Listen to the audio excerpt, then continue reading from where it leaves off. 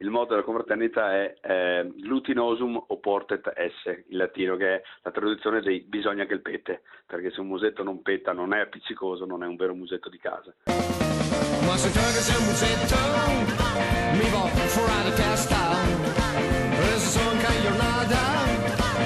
uno solo non mi basta, e quando sei una coesione di magnolia forasta io. Verrà ufficialmente fondata mercoledì prossimo a Riese Pio X la confraternita del musetto, ideatore il sindaco e frontman dei Los Masadores Matteo Guidolin, che in questo progetto ci ha messo un po' di goliardia, un pizzico di tradizione culinaria, una fettina di solidarietà ed una bella fetta di storia contadina del nostro territorio. Delle tradizioni contadine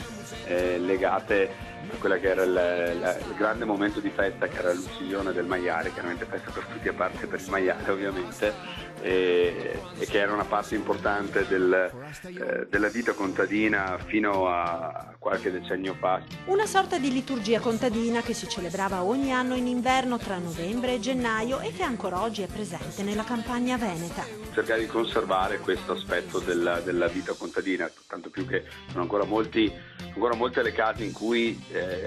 si alleva un maiale per il consumo familiare, ma anche per le piccole produzioni locali, le famose PPL, quindi anche un modo per andare a incentivare, sulla scorta di quello che è la filosofia